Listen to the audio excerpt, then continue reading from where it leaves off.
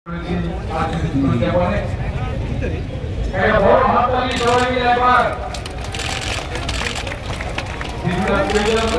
दादा। And this is a very special release of our tricolor balloon. এবং আপনাদের এই গৌরবময় যাত্রায় শামিল হওয়ার জন্য অনেক ধন্যবাদ। 1875 बिसिनि अक्टोबर तालनि 30 सालमारिबो आयरनमेननि सिनिमुं माननाय सरदार वल्लभभाई पाटेलनि आसैमानि साल Bharat हाकतर yok samung manmani yagulo bono pila उपप्रधान मन्त्रीनि बारजा याचगै सामुं ख्लायनाय भारत हाकतनि गोरों गोरों हास्तेरगनो थानचाव तुबुना बागै सामुं ख्लायगा आयरनमेन सरदार वल्लभभाई पाटेल हानि बागै बनो हाकतनि आयरनमेननि सिनिमुंबो रिजाखा बजे कग्रिखा आबनो ख्लाय फुनुका आयरनमेन सरदार वल्लभभाई पाटेल आयरनमेन सरदार वल्लभभाई पाटेल तिनी अक्टोबर तालनि 30 सालमारि फासाल बिनि आसैमानि साल बिनि आसैमानि सालनो रोखसावै राष्ट्रीय एकता दिवस बहायनो तिनिनि सालो पालायजागो हास्ते हापा यूथ एंड स्पोर्ट्स एफेयर्स डिपार्टमेंटनि लुवाजि मुंबाइ फासालो विवेकानंद थोंखालानि बाक्साखे खाब्रुमलायखा आ खाब्रुमलायमुंनो चेंसेरनायंगै मानजागैखा मंत्री टिंकुराय बनकारिबो तंगो माय इंडिया फाउंडेशननि संसाफां सुनील देवधर तंगो बीजेपी हास्टिकासको एमपी राजीव भट्टाचार्य एमएलए कल्याणी साहाराय खबै रोंनकनि रोंस्रोंनाय रक ते नायमोथांरक अशलो विवेकानंद थोंखलानि सिमिचेंगै एकाडेमी रोंनक हायकेबा उमाकान्त एकाडेमी रोंनक जरा पाइलेखा अ खाब्रुमलायमुं বছর 31 অক্টোবর আমরা গভীর শ্রদ্ধার সঙ্গে স্মরণ করি ভারতের লৌহমানব সর্দার বল্লভভাই প্যাটেলকে। স্বাধীনতার পর তিনি দূরদর্শিতা ও দৃঢ়তার নেতৃত্বের মাধ্যমে শতাধিক দেশীয় রাজ্যকে একত্রিত করে ভারতকে অখণ্ড জাতিরূপে রূপান্তরিত করেছেন। ভারতের প্রথম উপপ্রধানমন্ত্রী এবং স্বরাষ্ট্রমন্ত্রী হিসাবে সর্দার বল্লভভাই প্যাটেল 1947 সালের স্বাধীনতার পর জাতীয় ঐক্য প্রতিষ্ঠার প্রক্রিয়া এবং গুরুত্বপূর্ণ ভূমিকা পালন করেন।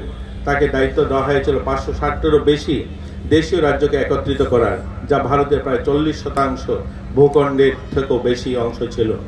তার এই দূরদর্শী নেতৃত্বে ভারতের সম্ভাব্য খণ্ডীকরণ রোধের একটি ঐক্যবদ্ধ গণতান্ত্রিক প্রজাতন্ত্র ভিত্তিক স্থাপন করে দেশ বিভাজনের অস্থির সময় দৃঢ় নেতৃত্বে ভারতের অভ্যন্তরীণ স্থিতিশীল বজায় রেখেছেন।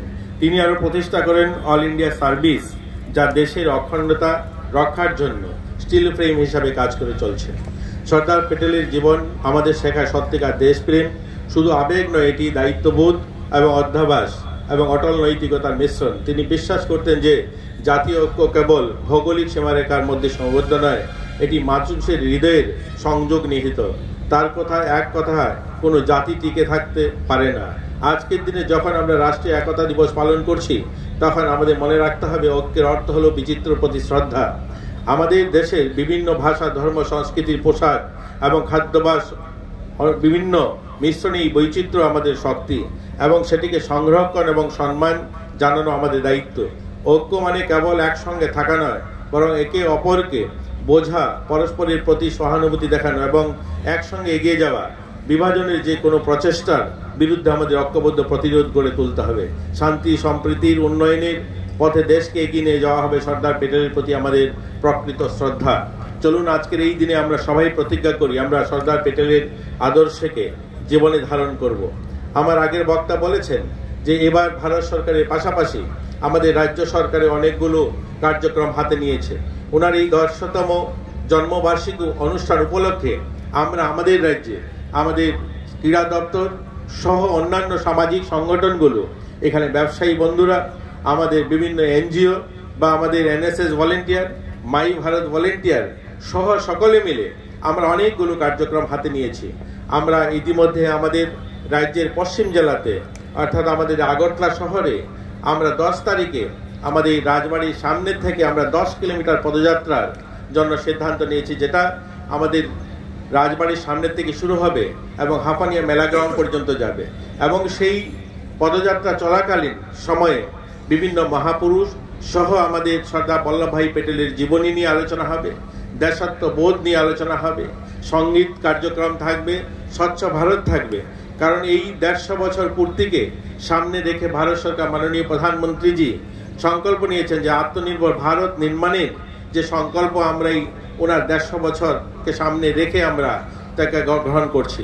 আমরা চাই আমাদের প্রত্যেকটা মানুষ স্বদেশি দ্রব্য গ্রহণ করুক, সেটাও থাকবে আমাদের এই কার্যক্রমের অংশ হিসাবে। আমরা যেখানে যেখানে এই পদযাত্রা হবে গোটা রাজ্যে বিভিন্ন জেলাতে আমরা এরকম বিশেষ স্থান থেকে প্রায় 10 কিলোমিটার পদযাত্রা করব এবং সেই অনুযায়ী আমরা 12 নভেম্বর আমরা উত্তর জেলাতে করব, ঊনকোটিতে 18 নভেম্বর, আমরা খোয়াইতে 18 নভেম্বর, সিপাহী জেলাতে 12 নভেম্বর, গোমতীতে 20 নভেম্বর এবং পিলাক জেলায় 14 নভেম্বর। আগরতলাতে দুটা র্যালি হবে, একটা র্যালি হবে উমাকান্তের আমাদের রাজবাড়ি থেকে উমাকান্ত হয়ে এবং ডকগেট হয়ে সেটা আমাদের হাঁপানিয়া মেলা গ্রাউন্ড যাবে, আর একটা র্যালি হবে গান্ধী মূর্তির পাদদেশ থেকে, সেখান থেকে শুরু করে সেটা এয়ারপোর্ট পর্যন্ত যাবে। এরকম দুটো র্যালির আয়োজন করা হয়েছে। সেখানে বিভিন্ন স্বদেশি দ্রব্য নিয়ে আলোচনা হবে এবং আমাদের ভারতের মহামানব যারা রয়েছেন তাদের সম্বন্ধে আলোচনা হবে, সর্দার বল্লভভাই প্যাটেল সম্বন্ধে আলোচনা হবে। এই ধরনের সুন্দর র্যালিতে আপনারাও অংশগ্রহণ করবেন, সহযোগিতা করবেন এবং আজকের এই সুন্দর অনুষ্ঠানে যারা সামিল হয়েছেন সকলকে আবারও শুভেচ্ছা অভিনন্দন জানিয়ে আমি আমার এই সংক্ষিপ্ত আলোচনা শেষ করছি। জয় হিন্দ।